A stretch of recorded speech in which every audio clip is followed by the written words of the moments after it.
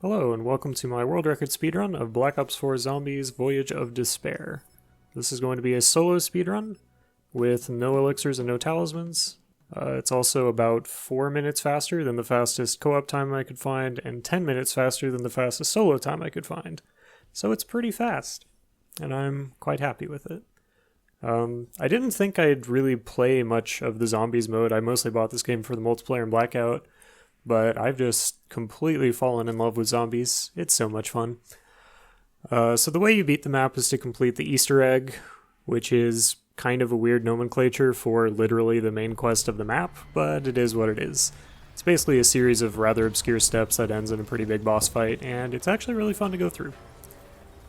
So for the beginning now, here, I'm doing an incidental Easter egg that applies low gravity to zombies, which I was really just doing as an experiment to see if it would help during the final boss fight, but I didn't get it to work this run, so you can ignore that first bit where I was shooting the crown at the top of the whatever it's called. So for the first 4 rounds, I'm going to be spending it all in the forecastle, just killing zombies with the Strife's stiletto knife. The reason I'm killing zombies this way is because melee kills give you a lot of extra points, 150 per kill instead of 90, and points are a very valuable resource in this run. It's also faster to keep the zombies in a very small area, so for this part where I'm just basically farming points, I want to keep them in as small an area as possible so I don't open up any doors. And that way, like, I know all the spawn places they can be, I can easily figure out where they are based on sound cues, and I can get through this as quickly as possible. There must be lifeboats nearby. I should get on a lifeboat. There is nothing here for I grabbed the time slip perk from Danu. The reason I use time slip is because it speeds up the mystery box, which is a very important part of this first bit of the run, and the pack-a-punch, which is a much less important part, but it still saves a few seconds. And really its main utility is just that it's really cheap. It only costs 1500 points, which I believe is the cheapest of the perks, along with Secret Sauce. And again, points are very scarce, so Time Slip is the least useful of the 4 perks I have, so I mostly just want to get a cheap one so I don't have to spend more points than I need to. I do still want to get it because all 4 perks gives you faster reload and unlimited sprints with stamina up on Odin. So now that I've gotten to round 4, I'm checking where the mystery box is. There's like an upper route and a lower route you can take, and the mystery box is on one of them, and I use that giant pillar of light to figure out which route the mystery box spawned on. So here I'm just getting the shield parts from the bridge, and then I'm going to go down and go through the lower path because that's where the mystery box is. And during these first many rounds, I'm counting the zombies as I kill them, because there's always the same number of zombies that spawn per round, and knowing when you're killing the last zombie is fairly useful for planning ahead and knowing where you need to be looking for more zombies. This is also the last round where the Strife's melee attack will one-shot zombies. For the next round you have to shoot them once and then melee them, which slows down the kill a fair amount. Not too much, but some. So usually round 5 is the last round I'll be using this Strife, and after that I'll be using whatever I get from the mystery box. The 2 weapons that I want for this run are the Kraken and the Hellion Salvo. The Hellion Salvo is purely for the final boss. It's pretty tough to beat the final boss without the Hellion Salvo, because the Hellion Salvo just 2-shots him at every cycle, which is really, really powerful. And the Kraken is both the best weapon in the game and also necessary to complete the Easter egg. And you can get both of them for the mystery box just right away. So right here, I'm just going to be grinding the mystery box, trying to get the Kraken primarily and also the Hellion Salvo. It's not a big deal if I don't get the Hellion Salvo here, because I can just grab it later. Like, I can grab Hellion Salvo at any point before the final boss, and it's basically just as fast. So here I get the Vapor, which I'm very happy with, because it also has a special melee attack that one-shots all zombies until round 9, which means overall a lot of extra points, which is super helpful. Really the best start you can get is Vapor and Kraken, and then you just pick up the Hellion Salvo later on. Although obviously if I get the Hellion Salvo earlier, I'm more than happy to take it over the Vapor, just because getting the Hellion Salvo is far from guaranteed. Nuke power-up spawned on the stairs below me, and I'm waiting to grab it because any zombies you kill with a nuke don't respawn, and you don't get points for them. You just get 400 points for activating the nuke. And since I want to maximize points, I want to kill all the zombies beforehand. So here I find the Kraken, which I'm very happy with, and now I'm happy with both my weapons, and now what I want to do is to get the mystery box to teleport. The fire sale power-up will only spawn once the mystery box teleports, and the fire sale power-up gives you like 10 or 15 seconds of unlimited mystery box uses, which is very, very useful for getting the Hellion Salvo. And here, like, immediately when I get the skull from the mystery box, a fire sale spawns. So like this is pretty much the fastest you can possibly get a fire sale in the zombies mode.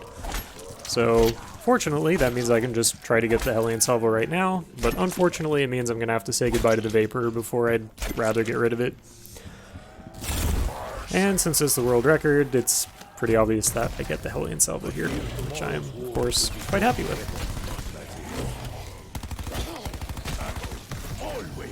So once I get the Hellion Salvo and the Kraken, there it is, now I pretty much just proceed with the rest of the Easter egg. Most runs die up to this point because I just don't get either, I don't get the Kraken, or it takes too many rolls to get the Kraken, so I'm short on points or something like that. But this is a pretty good start. Obviously the faster you get the two weapons, the fewer points you have to spend, which can speed up the first parts of the run a bit. But I'm still perfectly happy with this. Here I'm picking up the second part of the low gravity Easter egg, which again, I found out not to work, but experimenting is important for speedruns, so always try and get better. First step for the Easter egg is just to unlock the Pack-a-Punch, which is sort of the thing everyone does, because Pack-a-Punch is easy to grab. You just activate Sentinel Artifact and then activate the 4 pedestals around the ship. And then the Easter egg proper starts after that. So until round 9 or 10, I'm just going to be doing that. I chose the hammer as my special weapon because it has the best melee attack, because its only attack is the melee attack, and melee attacks give you bonus points.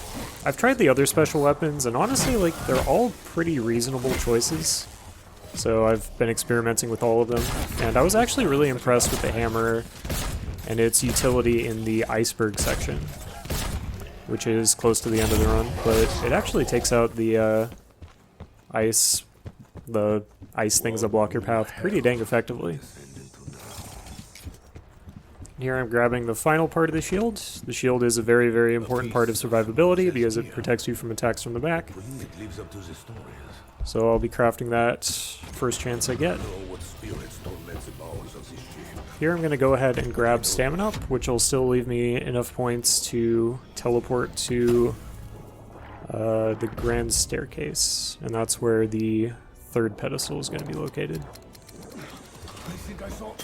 And this is the final piece of low gravity Easter egg, which again is not actually useful as far as I can tell. It might be, I'd need to do more testing to see how you can get it to activate for difficult parts of the run. So drain the water, teleport to Grand Staircase, and that leaves me with just enough points to open up the cargo room, which will complete this first step of the Easter egg. The artifact made these altars appear, but why? I think Voyage of Despair is my favorite map. I love the area, I love its layout, I love the theme, it's just so good. I really like this map. So I also need to be grabbing the 3 parts for the Distillation kit, which allows you to change the ammo that the Kraken uses, which is necessary for the run. So one of the pieces is here, and then there's one in Galley and one in the lounge. I think I forgot to pick up the part from the Galley on my first trip through, but I can grab it later, not a huge deal. Here things get a bit dicey because I got a bit overconfident with the insta-kill and I came within 1 hit of death, which probably would have just ended the run because it takes a lot of points to get those perks back. But I survived, so that's nice. There were actually quite a few close moments in this run. So now there are 6 clocks around the ship whose time has changed from 11:40 to something new. And I need to keep track of what time is on each of those clocks. So like right here it says 4:35. And the symbol on the underside of the desk is a downward facing triangle, and basically sort of a code throughout the ship that you have to enter on various dials on the poop deck, the engine room, and the bridge. Violence and deceit. The way I remember the times is by just the number of increments left or right. So increments to the right are in numbers, increments to the left are in letters. So like, I think one of them was 1050, and I would remember that as BB, because it's 2 increments to the left. And I also am using Notepad, so when I'm looking at some of the clocks, I'll tab out of the game and enter in all the times I've found so far. I tried really hard to just remember what the times were, but I would always mess up like one little thing and it would kill a run, and I got frustrated with that. Like, I can remember 6 digits pretty easily, but 8 digits is like just outside of the capacity of my working memory. So like, it's really frustrating that I can't just remember 8 digits, but I can't, so I have to use Notepad. Quick Revive is also very nice for survivability, as is Dying Wish, and of course Stamina Up is the Odin because it lets you run faster. And running fast is sort of what you do in speedrunning.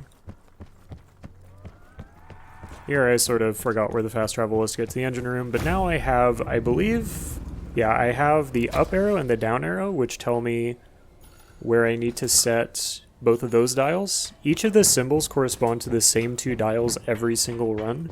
So like the upward triangle with the line through it always points to the leftmost dial on the bridge and the leftmost dial on the poop deck. So once you find the symbol and the time, that tells you exactly what 2 dials need to be set to, and it tells you which dials to set them to. Which actually makes this part pretty dang easy. Here I'm going to build the shield. You do not want to see me angry, monster. So it's fine to complete dials either at the end of round 9 or at the end of round 8, because you cannot proceed with the next section of the Easter egg until round 9 at the absolute earliest, because that's the first round in which Catalyst zombies spawn, which are the elementally themed zombies. And here I went ahead and cleared out round 9, and I'll start sockets on round 10, which is 1 round later than you can start it, but I needed the points for perks and opening doors. And that's that step of the Easter egg. So now there are going to be 4 sockets throughout the ship that are spewing one of the 4 elements, and I have to kill the associated elemental zombie next to each of those sockets, and that activates a challenge portal that you can activate to proceed with the Easter egg. So here I'm just going to run around to the 6 socket locations and figure out which 4 have an element on them. So here's acid. Then I'm going to look for the other 3.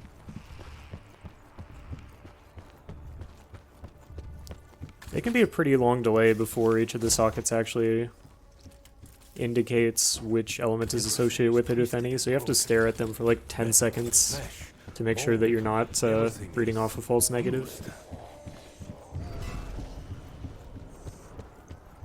And then the elemental zombies that spawn are also a bit random, so you can never quite be sure which element you're going to get.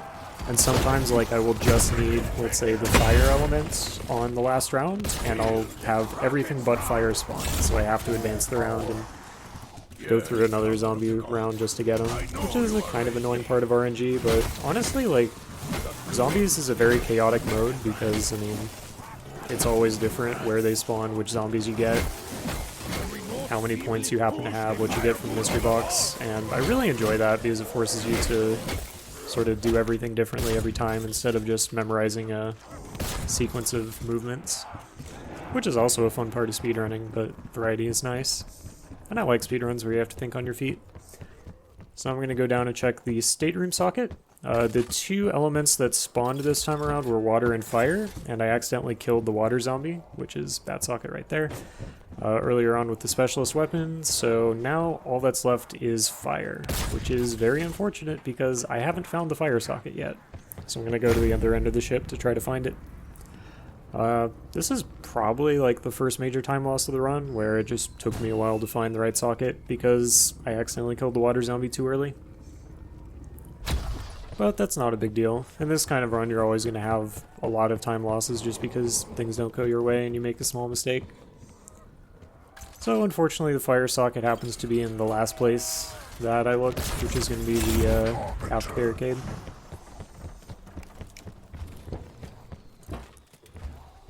It's also important when you're trying to lure around fire zombies to kill all of the normal zombies until there are like 3 or 4 remaining. The fire zombies will only start running at you once there are either 3 or 4 zombies remaining in the wave. So earlier on I killed some zombies where it was sort of optional to do so, just so the fire zombies would start running and I could lure them to that socket faster. Also, you can only do 1 socket per wave. You can only like activate or spawn the portal to each socket once per wave.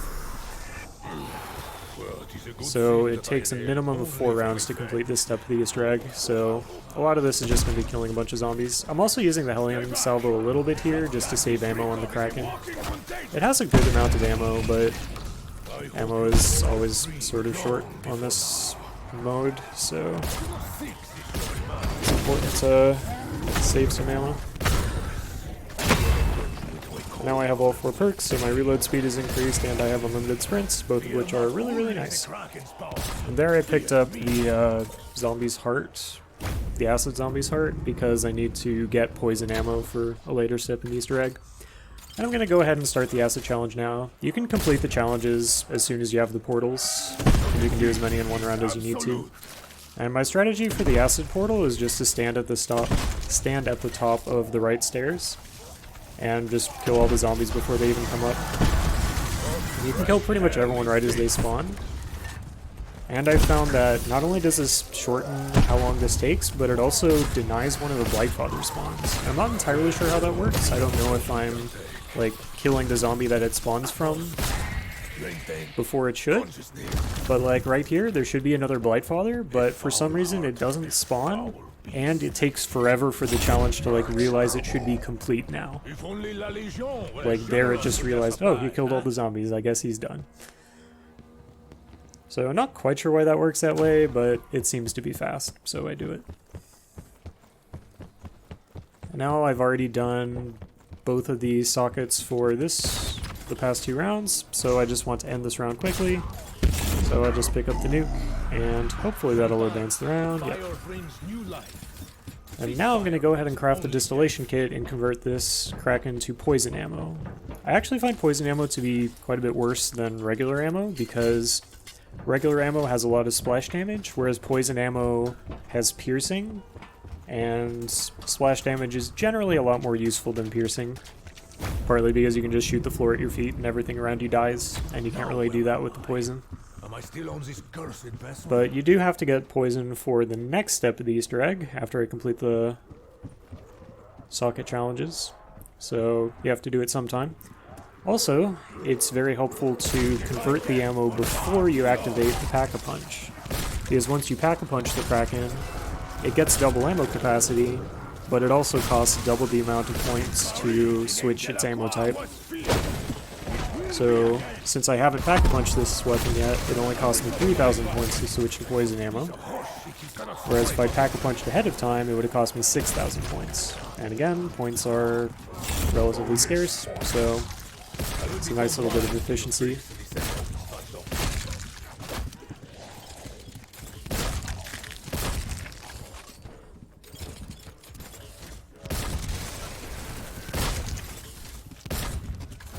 And now that I've got the poison ammo, I now want to collect the element from a poison zombie, because the water ammo is like by far the best ammo to do the final boss with, because it has really good crowd control abilities. But until I complete the next step of the Easter egg, I'm not actually going to convert the ammo, but now that I've switched to poison, I can collect that whenever I want. And I think I did not get a socket done last time? I don't actually remember. I guess we'll find out together. So yeah, for this part I'm just completing the sockets whenever I can. Actually, I think I did get a socket last round. Ignore me.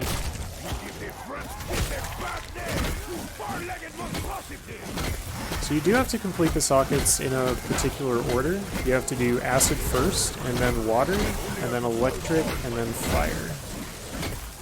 You can spawn the portals whenever you like, but that's the order in which you have to actually complete each of the challenges. So there I spawned the electric portal, and actually I do think I still have to spawn the water portal. But then once I spawn the water portal, I can just complete all the challenges in a row. So I'm almost done sort of like prepping this step of the Easter egg, and then on this round I'll prep the last part of it and actually complete it. And here, since I'm really low on ammo, I'm going to go ahead and Pack-a-Punch the Kraken, because Pack-a-Punching refills ammo the first time you do it on a weapon.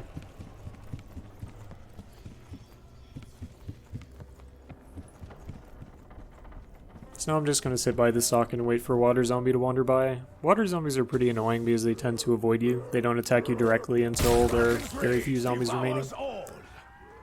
They mostly just run around to the regular zombies, buffing them to deal more damage and get more health. So just a matter of time.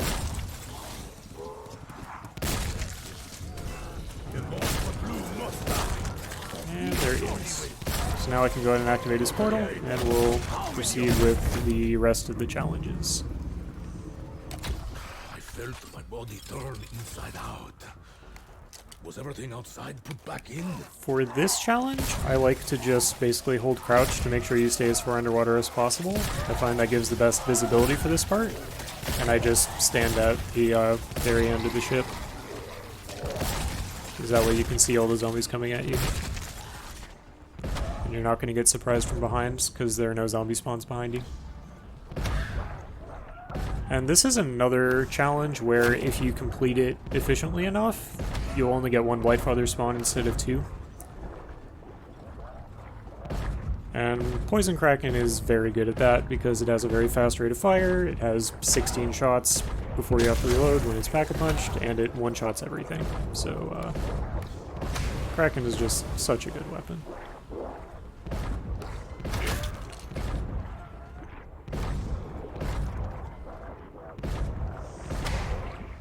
And even though it doesn't have splash damage, it still has the same property of all of the other Kraken variations, where if you fire close to an enemy, that enemy will be knocked over.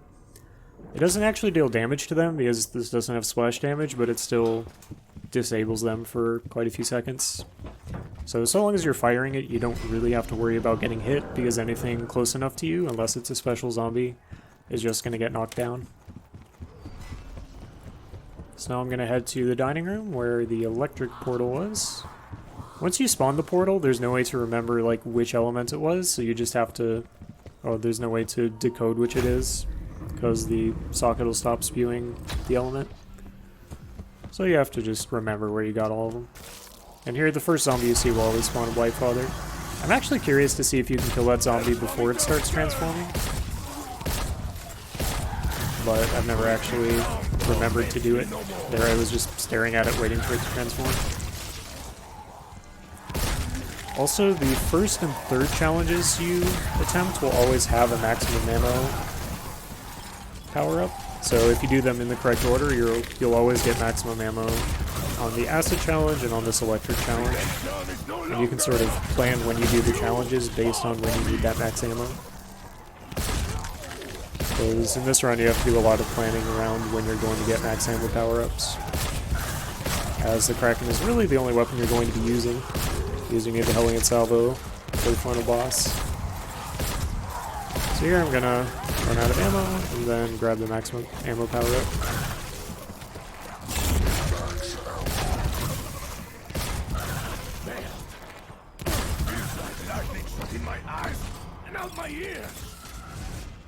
And final challenge is going to be the fire, and then after that things get rather busy.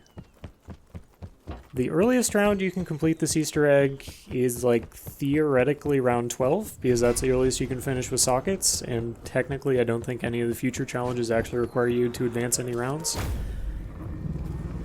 But that's very difficult to do. I believe in this run I got to the final boss on round 16, which is still like really early. So I would be interested in seeing how early you can theoretically get to the final boss, but I'm not sure it would be faster to do so because you'd just be very short on points because you're not killing as many zombies. Another annoying thing is that in these challenges you don't actually get any more points for killing zombies. Although I think I did glitch out in this challenge once where I did get points for killing the zombies, and I'm not at all sure how I did that, and that would be really nice to be able to reproduce. Because that way you wouldn't have to advance as nearly as many rounds to get enough points. So that's on the to-do list. Figure out how to glitch the game into giving you points during this part. And yeah, during this section I just stand on this railing and fire back and forth as zombies spawn. A lot of sections of this map, and really zombies in general, are much more difficult on co-op, just because there are a lot more zombies. Whereas in solo, things are generally pretty manageable if you come in prepared. So now I need to shoot each of these leaking pipes with the poison variant of the Kraken. So I'm going to go ahead and do that. There are 9 locations in total that you have to shoot. And it's pretty easy to get overrun by zombies, so here I'm just going to clear out a bunch of them and hopefully just leave one. Although I do definitely want to leave one zombie, because right after I hit all the pipes with the Kraken, I need to get the Pack-a-Punch to spawn here. And it will always teleport here at the next opportunity, but that opportunity is when the round next advances. So I want to shoot all the pipes, and then I want to wait for the water to fill up. I think all the way, it might be almost all the way. Still need to do a bit of testing on exactly when sort of the Pack-a-Punch is triggered to come here. So here I'm just waiting for the water to fill up before I kill the Stoker, because the Stoker is the last enemy alive on this round, and I want to wait to advance the round until the water comes up. And here I switch to the Purity ammo, or water ammo. This has half of the magazine capacity. It might have more damage, I'm not quite sure. But most importantly, every time you fire, it sort of does a double shot, and the second shot will spawn an area of effect slow, which is very, very useful. So here I kind of freak out because I got a glitch I've never done before where I put in the Hellion Salvo and then immediately after the Sentinel artifact, and it wouldn't let me pick up the Hellion Salvo again until pretty dang late. And I was scared that my salvo was just gone forever because I accidentally put both in almost simultaneously. That was a bit of a scare, but it worked out. Now you have to activate each of the 9 alchemical symbols around the map. They're always in the same spots. So it's just running around to them. And then we get to shoot some planets, which is a really fun part of the run because you have to do a lot of improvisation on how you run throughout the map. Takes a lot of map knowledge as well.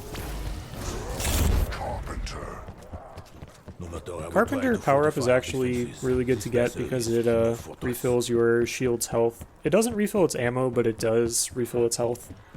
And shields definitely take a lot of damage. Shields are actually very, very important in zombies. There's a lot of techniques where you can like run by a zombie while turning your back to it so that it hits the shield instead of you.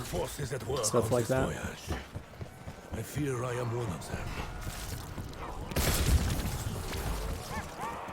So during all this, I want to kill all but one zombie because I have to like basically sit still for like 10 seconds while I'm reading off the order of the planets in a bit. And in solo, like, you have to be paying very careful attention to make sure you don't miss that, or else it's the end of the run because it takes a while to reattempt it. So you have to be very sure that you get the planets in the proper order, or else everything goes to shit. So while I'm waiting for the water to drain, which you do have to do, I'm going to grab the rest of the symbols. Each of these symbols corresponds with a particular planet, and in a bit I'm going to figure out which order I need to shoot the planets. And after I shoot each of the planets, the orb will spawn in its associated location, and you have to run and grab the orb. And you have to do them all in the correct order, which is definitely difficult, but honestly quite a bit of fun. And here I go ahead and activate the low gravity Easter egg, which for some reason doesn't actually seem to do anything. I'm not sure if it's because like the Easter egg is just programmed not to work while you're doing the main quest or something like that. I don't really know. And honestly, I'm not even sure if it would be helpful. I don't know exactly how it modifies like zombie speed. I suspect it makes them move more slowly, which is why I wanted to try it out. But I'm not actually sure. So here I'm going to go ahead and activate Solar System. And during this, I tab out, which is why the frame rate dips to super low. And I'm writing down the order that these planets are coming up in. I basically have a unique letter for each planet. You can just use the first letter of the planet, but for Mercury, Mars, and the Moon, I do the second letter. So Mercury is E, Moon is O, Mars is A. And that way I can get basically a 9-digit sequence that tells me the order to shoot the planets. Also, the Water Kraken does not like to actually hit the planets, so I have to use the Hellion Salvo. Also, you can sort of chain planets together by shooting 2 in sequence and then grabbing their orbs. It's pretty dangerous to do so because the orbs do despawn if you don't collect them in time. But if you're planning ahead, you can definitely shorten the time this takes by grabbing multiples in a row instead of one at a time.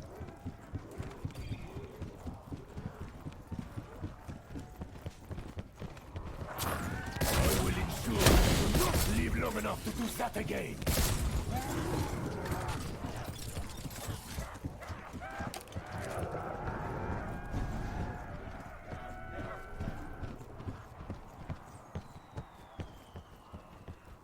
While you're writing down the order of the planets, the sun will always be the last one.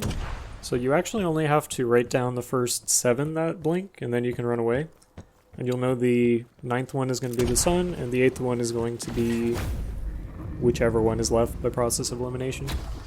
And here I actually get pretty dang lucky because Mars and Jupiter are both right next to each other, and they're both basically right here in the boiler room and engine room, and this is like the most difficult area to get to because you pretty much have to use fast travel to get here in any reasonable amount of time. So getting both of those together was pretty lucky for doing this part quickly.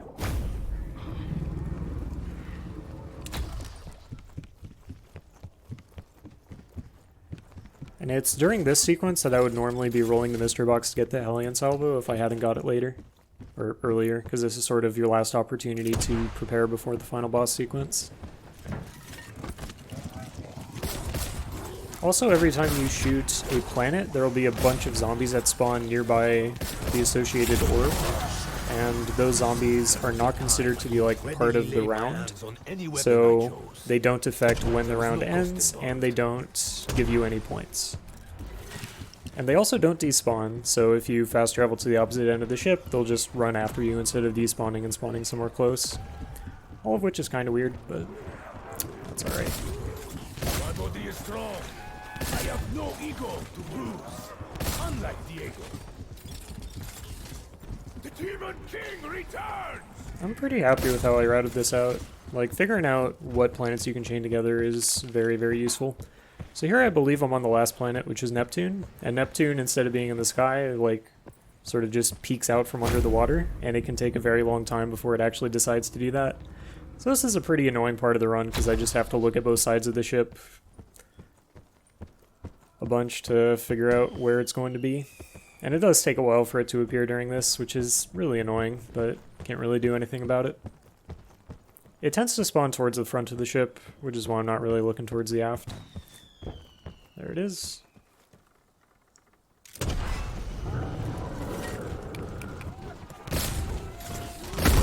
It does take a bit for the orb to actually spawn. That's why I had to wait around there. And now I think I've gotten all the planets, so the sun is the only one that's left, and that starts the final sequence. And it's this where I sort of do a final check to make sure that I have everything I need, that the Kraken has water ammo, that I have enough ammo for everything, specialist weapons ready, all that. Also, I'm using acid bombs. I should really be using Wraithfire. Wraithfire is just better. I just don't have it unlocked because I'm on Prestige 8. I think I unlock it after this run, actually. Honestly, Wraithfire isn't a huge deal. The Kraken's powerful enough to deal with everything by itself. So these ice blocks take a long time to destroy. And I want to do more testing on using different weapons to see what kills it fastest. But unfortunately, Zombies is a very difficult game mode to test in because you can't save or load or anything like that. And if you die, that's it. So it takes a very long time to actually get any testing done.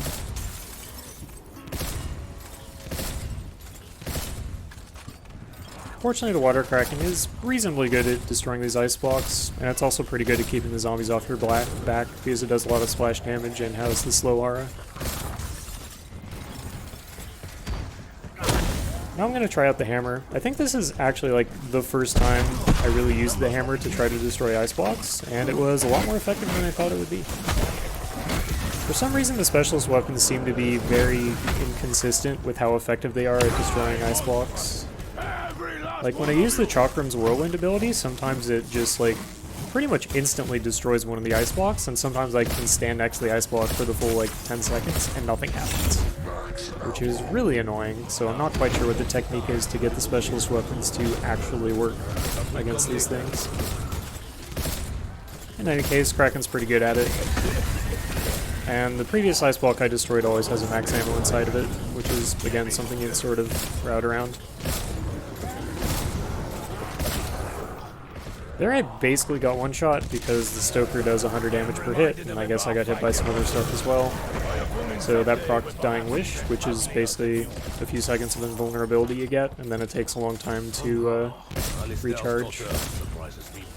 And if you get downed, you do get 2 revives in solo, but every time you get downed you lose 2 perks. And it also takes a while to actually get back up, which loses some time. And it takes a bunch of perk points and time to get those perks back, so not getting downed is pretty important. And actually very difficult to do in Zombies. There were definitely a lot of close calls this run. Now that that ice block is destroyed, we can start with the final boss. I do want to test if you can destroy that ice block, like, from just the aft deck, to see if you can skip some of the ice blocks in between.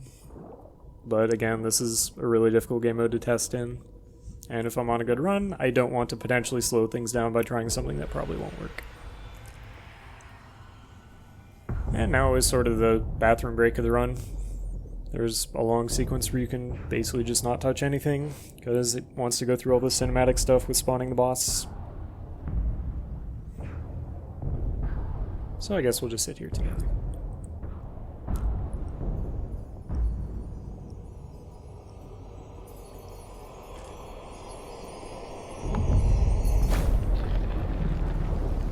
I'm not sure if I want to do Blood of the Dead as a speedrun. I did do 9, and I'll probably grind to get a better time on that now that I'm done with Voyage of Despair, because my record did get beaten. And 9's a fun map, but Blood of the Dead, for one thing, it tends to crash a lot on my computer, and I'm not sure why. I pretty much never get crashes on the other Zombies maps, but Blood of the Dead has been pretty bad for that. I also need to figure out my routing better on it. So, that might happen. Also, devs, please get rid of this fast portal thing during the final boss. It doesn't activate and it's just distracting. It despawns for the poison challenge, but for some reason it doesn't despawn for the boss fight, which I don't quite understand. Anyway. So this is the final boss. There are 5 phases to this fight, each of which is in a different location on the ship. For the first 2 phases, you just have to kill a bunch of zombies to advance it, and then for the final 3 phases, you have to actually deal damage to the eye while it's firing its laser. My suspicion for the final boss, the first 2 phases, is that you advance it by killing the required number of special zombies and stokers and blightfathers, and the normal zombies don't actually advance things along. So my general strategy for this part is to prioritize blightfathers, and then stokers, and then catalysts, and only to kill the normal zombies if they're actually in my way. Because, as usual, ammo is a bit short during these sections. You do get a max ammo and carpenter on each section, but even so, you have to be pretty careful with your ammo to make sure you don't run out, even with those. So I'm mostly just looking for the mini bosses and catalysts. Fortunately, the Stokers have that very loud sound whenever they spawn. Also, audio cues are very important in zombies because they're very directional. Like, pretty much every time I can hear one of the zombie spawn sounds, I know where it spawned and where it's going to be coming from. And that's where map knowledge and experience really comes in handy, because a lot of the sounds tend to come from places that don't seem like there would be a zombie there, but like they actually spawned on the next level down or the next level up or something like that. So it takes a while to get used to all the audio cues.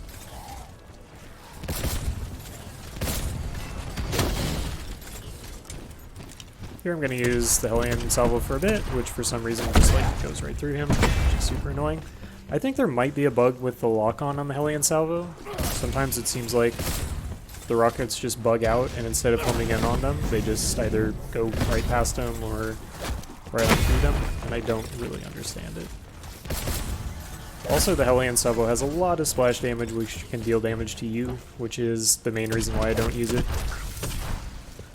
most of the time. Although to save ammo, I did use it a bit on the Blightfather.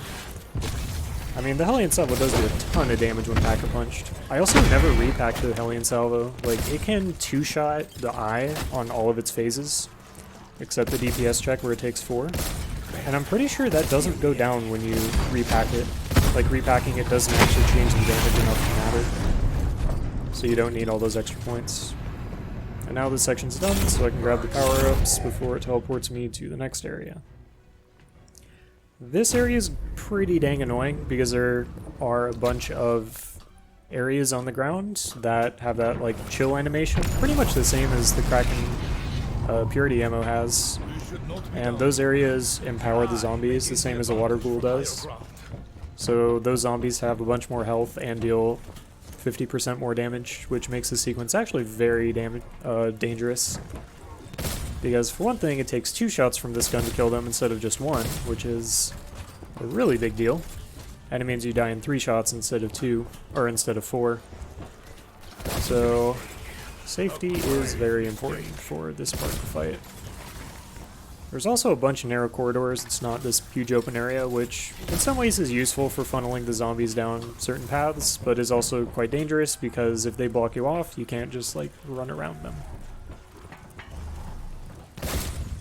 And again, I'm mostly just looking for the specialist zombies, and I'm not really going to bother with the normals, especially because it takes 2 hits to kill them all, so it's mostly a waste of time to be doing this, but I haven't seen any of the specials yet, so it's alright. Another strat with the special weapon is to not use it for its full duration. Usually you just use it to defuse a difficult situation, but if you put it away early, it retains whatever charge it was left with. So like there, I put the hammer away when it still had a third of its charge left, so it was a third of the way towards its next use. It can keep a max of half its charge that way, which is pretty helpful during these parts. And the slow RR of the Kraken even affects Blightfathers, which is really, really helpful. The purity ammo Kraken is just very good for crowd control. Staying alive in this part is not terribly easy, so helps a bunch.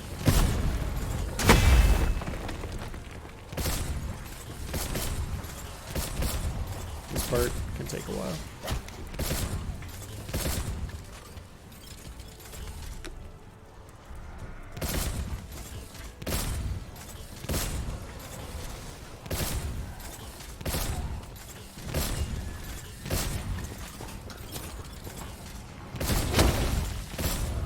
Take a long while.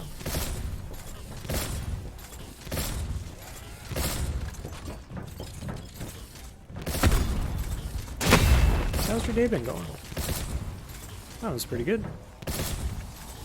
Ate at Chili's with my family. Had a delicious bacon burger.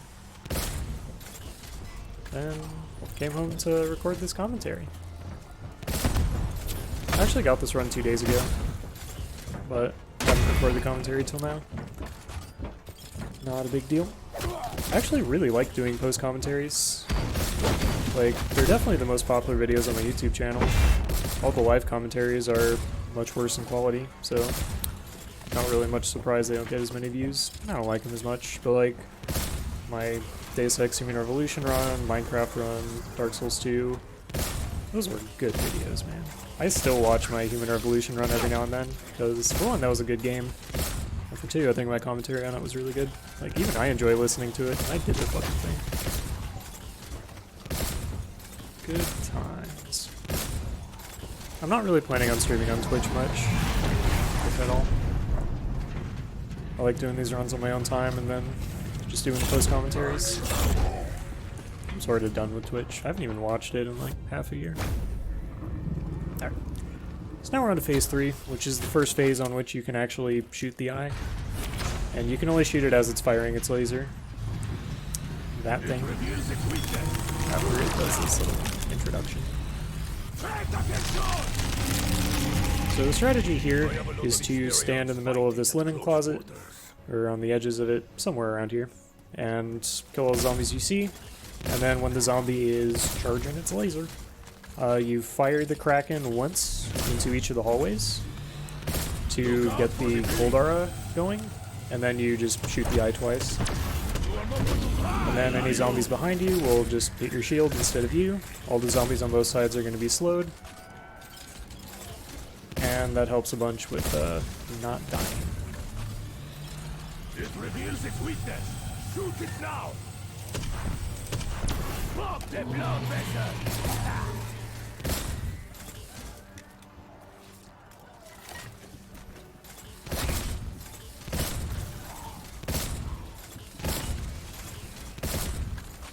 I believe that in this section there are 4 cycles, so you have to shoot the eye twice to complete a cycle, and just do that 4 times, which really makes this not a long sequence at all. I think it went pretty much perfectly. I might have missed 1 cycle here. No, I got it. Sweet. So that's that. So I have to grab the ammo and Carpenter, and we're on to phase 4, which is actually very similar. It's in a more difficult area for sure. Took me quite a few tries to beat this part of the boss fight first time I played through this. Secrets basically just run around a bunch. I found that trying to fortify one position and just keep the cold auras around you doesn't really work too well. But running around like a madman is reasonably effective. Fortunately, the first time he fires like this, the zombies haven't really spawned in yet, so you pretty much get a free cycle. But after that, you have to worry about the zombies. And there are also the auras that empower the zombies to deal more damage and take more hits, so this part is not the easiest. Fortunately, this part goes super smoothly, to the point where at the time, like, I didn't expect this to go so fast. I almost always miss a cycle or 2 during this part. Because I've already done 3, so just 1 more cycle to kill him right here. And I was surprised when he died here. Like, I was like, what? It's over? This is usually a lot more difficult than that. Now we're on to phase 5, which is quite difficult, but, you know, I'm good at the game.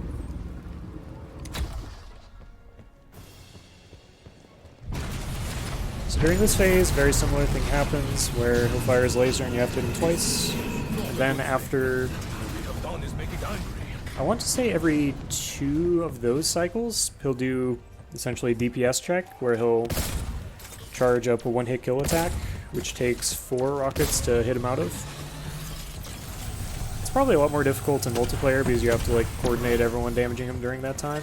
But in solo, it just takes 1 full magazine of ammo, of rockets, to get him out of it, so it's not nearly as bad.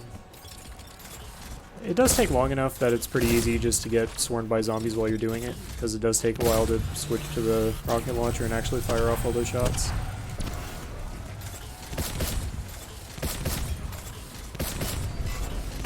And here, the only thing that advances the round is just damaging the eyes, so I don't have to worry about specifically targeting the special zombies. Although I still want to because they're generally the most dangerous. Things got a bit scary right there. I tried to pull out the hammer in time to get the armor to survive, but unfortunately didn't work, so it procced Dying Wish again. And here he's doing his one-hit kill attack, but you shoot him a bunch with the rocket launcher to get him out of it.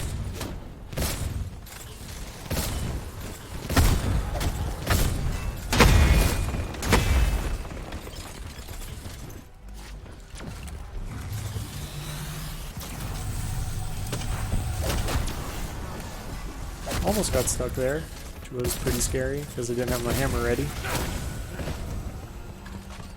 But it worked out.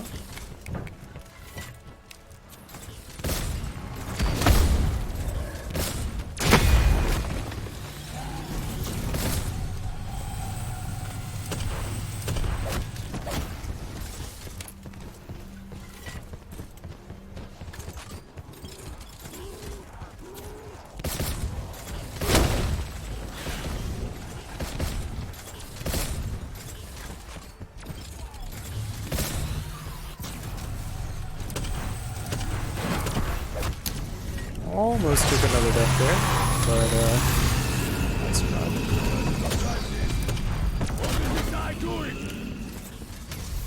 And now I know that I'm pretty close to the end of all this, so I just pull out the hammer to clear out the zombies for the next cycle. Also because the White Father respawns, and I want to clear out the zombies so I can deal with it safely.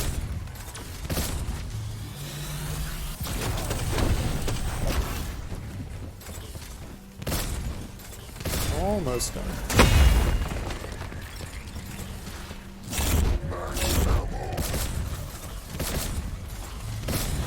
There, part of the reason I grabbed the max ammo is to refill my rocket launcher ammo without having to switch to it and actually reload it. Also, I didn't attack the eye there because it just wasn't safe to do so. Like, if you're surrounded or if it's unsafe to actually try to damage the eye, it's fine just to skip the cycle. I mean, obviously it's a bit slower, but consistency is important. And if I had gone for the eye there, I probably would have died, which would have sucked. Here I get grabbed by the White Father, and I get pretty low, but survive again. There were so many close calls this fight. Oh my goodness. Worked out though.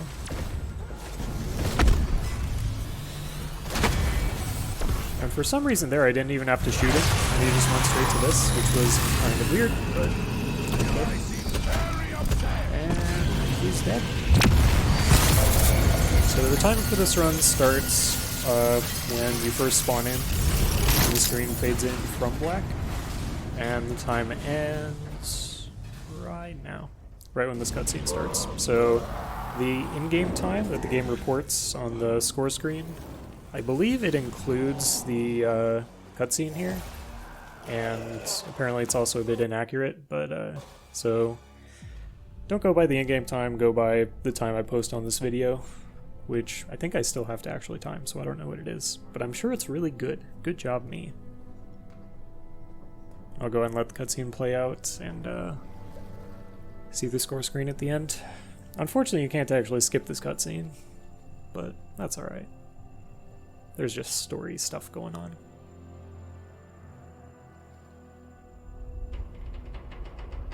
So, I hope you enjoyed the run. Again, this was a really fast run. It's at least 4 minutes faster than the second fastest, and 10 minutes faster than the fastest solo that I was able to find on YouTube. So, I'm quite happy with it. Hopefully this gets other people to run it. Like, there's still a bunch of stuff to figure out with this run. Like how you can use low gravity, maybe better routing, better consistency for the mystery box, stuff like that. And Zombies is such a difficult game mode to test that in pretty much every run it's like half an attempt at a world record and half just trying to figure out shit. It all just went back to how it was before. No one will ever know. That apparition. I've seen it before. I know where it is. Is it I really like the Chaos storyline. No. This is really the first Zombies game I've ever played. I tried Transit back in the day and didn't really like it.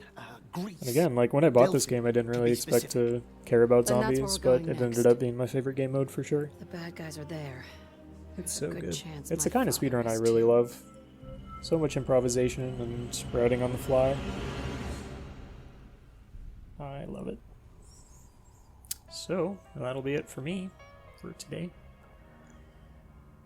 Again, I don't really schedule uploads. I don't have a plan of any of this. I just get inspired to run a game and run it, and if it's a good run, I'll post it. So, subscribe if you want to know about future runs. Check out my past runs. I've done way too many of them over the past many years. Speedrunning is fun. That's for dang sure.